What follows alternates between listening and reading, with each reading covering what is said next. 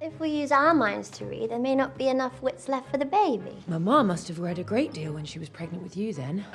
Oh, I must tell your mother how much I love what she has done with the decoration. It's about time we dive into why this next season might just be the best Bridgerton season ever. We've got a lot to unpack, from some major drama involving Queen Charlotte if King George doesn't come back, to some positive news about future seasons from the series' author. However, there's a tricky situation with the show's 8-season plan that could impact Francesca's story. So, let's break down everything we know about Bridgerton Season 4 and what's coming next. Let's kick things off with what we know about Bridgerton plans beyond Season 4. Julia Quinn, the author of the book series, recently gave an update on the show's future. Season 4 was confirmed back in April 2021, alongside Season 3, and has since hit Netflix in 2 parts this spring, diving deeper into Penelope's story. Quinn shared with People that there's definitely more in store after Season 4. She highlighted how impressed she's been with the Bridgerton team's dedication and meticulous approach to adapting the books. Quinn's exact words were, "One of the things that was very exciting when they first bought the series was that it was clear that they had put a lot of thought into it already. We had to go through everything and decide which characters would be included and which wouldn't. It was clear they had a long-term plan and were really considering all the books. So yes, there are plans beyond Season 4, but of course, those plans can always change." Even though Julia Quinn was cautious about confirming anything beyond Season 4, noting that those plans can always change, it's clear she's hopeful about the show's future. Quinn's hesitation likely stems from the fact that Netflix hasn't officially greenlit Season 5 yet. With Season 4 still in the works, there's plenty of time for a 5th season to be confirmed, but Quinn probably wants to avoid jumping the gun. Despite this, there's good reason to be optimistic. Both parts of Season 3 performed exceptionally well on Netflix, racking up millions of views and staying in the global top 10 for weeks. The success of Season 3 also brought earlier seasons back into the spotlight, showing that viewers are still deeply invested in the series and keen on rewatching it. This indicates that Bridgerton could have the staying power to support more seasons. Season 5 isn't the only way the Bridgerton universe could expand. With the success of the spin-off Queen Charlotte: A Bridgerton Story, there's potential for even more spin-offs in the future. With 8 novels and additional epilogues and anthologies in the Bridgerton series, there's a wealth of content to explore. From Quinn's comments, it sounds like there are indeed plans for the franchise's continuation, whether through additional seasons or new spin-offs.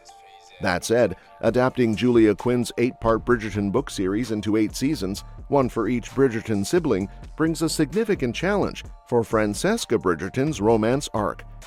Francesca, played by Hannah Dodd, made her debut in Season 3.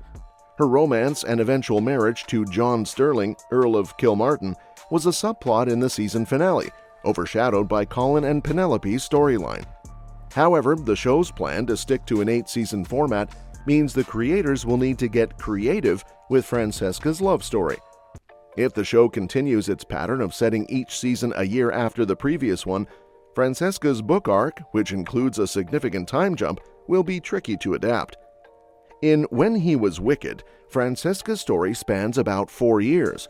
She marries John Sterling, who dies shortly after, and then marries his cousin Michael Sterling.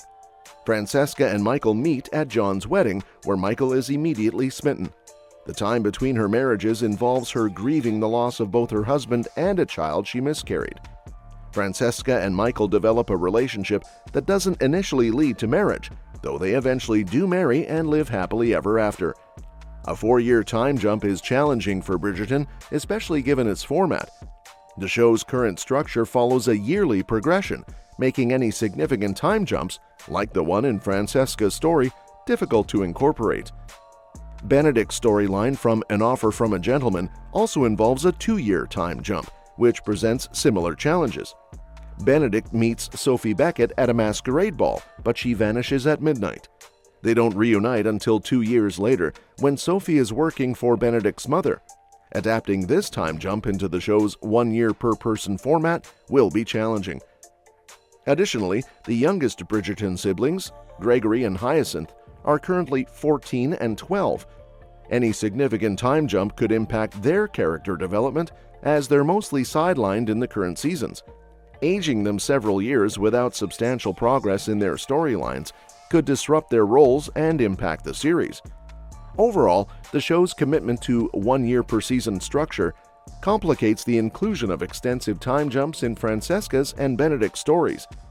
And because Benedict will be the focus of Bridgerton Season 4, incorporating his 2-year time jump into the story could be tricky if they stick to the same structure.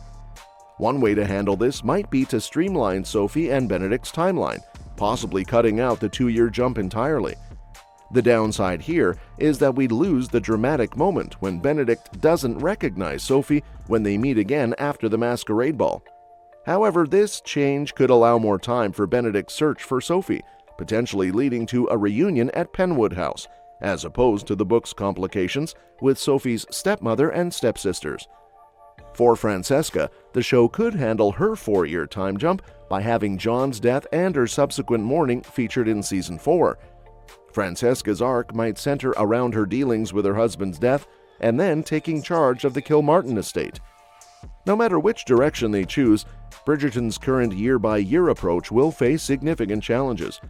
More flexibility with the timeline could help integrate the 4-year jump into Francesca's story while staying true to Quinn's book. The show has already shown it's open to significant changes, like turning Michael into Michaela Sterling. By taking a similarly bold approach to the timing of Benedict and Francesca's stories, Bridgerton could stay true to the source material while fitting it into its 8-season plan. On the flip side, if Francesca doesn't end up as the star of Season 4, a spin-off could be a great alternative. With Francesca and Eloise off in Scotland, we might see less of them in the main series. A dedicated spin-off focusing on their adventures could be a fantastic way to explore Eloise's quest for knowledge and Francesca's intricate relationships with John and Michaela. This could also help set up the dynamics that will be crucial for Francesca's future storylines. However, a spin-off isn't the most likely outcome at this point. It's more probable that Season 4 will include periodic updates on the sisters' lives in Scotland. Although their screen time might be limited, their storylines will still be woven into the season. Of course, Francesca could still end up being a central figure in Season 4. With Bridgerton, you never really know what to expect. With Bridgerton's unpredictable nature, it's always exciting to guess how things might unfold.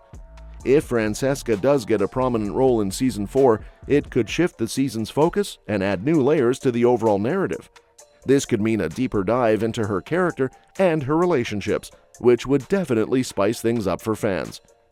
On the flip side, if Francesca isn't the main focus, we might see more of the show's ensemble cast, potentially exploring new storylines and dynamics.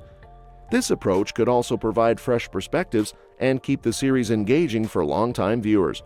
Whether through a spin-off or within the main series, Francesca and Eloise's journey will likely continue to captivate audiences. The key will be how Bridgerton balances these evolving storylines while sticking to its core charm and drama. Whatever happens, it's clear that the show's creative team is dedicated to keeping the series dynamic and engaging. So, what are your thoughts? Do you think a spin-off focusing on Francesca and Eloise's adventures would be a hit? Or would you prefer to see their stories integrated into the main series? Drop your thoughts in the comments below. And that's that for today's video. Thanks for watching, and we will see you in the next one. Your suggestions for future videos are always welcome in the comments below.